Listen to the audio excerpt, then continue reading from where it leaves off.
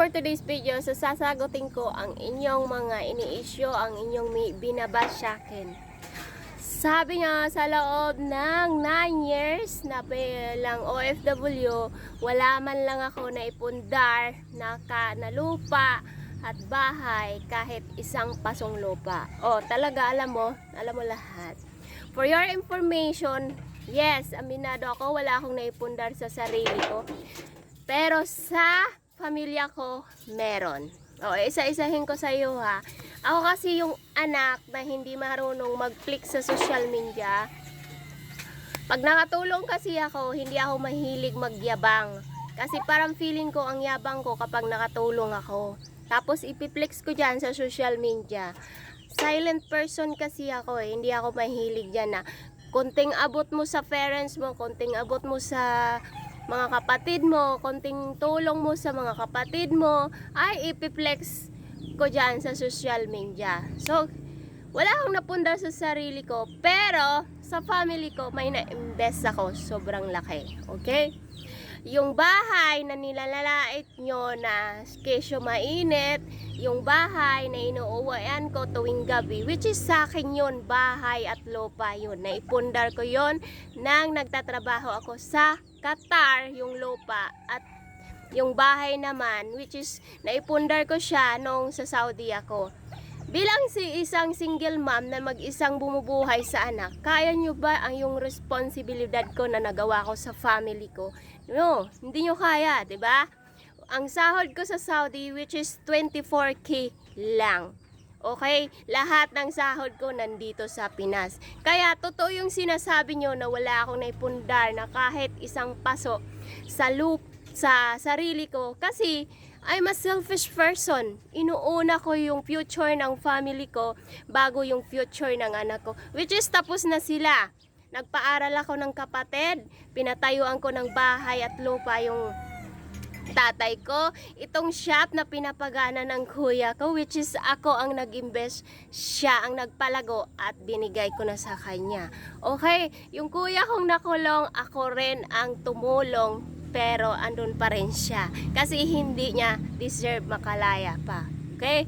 Kung wala kayong alam sa aming mga content creator na alam nyo lang tingnan yung background ko, which is squatter yung background. So pagkapag vlogger pala, kailangan mayaman ka, kailangan yung bahay mo maganda. For your information, hindi lahat ng sahod ko nakuha ko dyan kay Meta, hindi nirelease dahil sa mga dummy account, sa mga gumagamit ng dummy account. Tapos, yung mukha ko yung ginagamit nyo, pinagkakakitaan nyo ako. So, kaming owner yung apektado. Which is happy naman ako na nakatulong ako sa ibang tao na hindi ko kilala na gamit yung mukha ko. Okay? Panalo kayo doon. Pero, yung panghusga, kayo ng panghusga sa amin na mga kapwa namin content creator, wala kayong alam sa story ng life namin. Okay? Kayo ba, may sahod ba kayo sa pagiging judgmental nyo, pagiging hosgalera nyo, pagiging pakialamera nyo? Wala kayong sahod dyan, hanggang dyan lang kayo eh. Itong bahay na binabash nyo, which is squatter, hoy!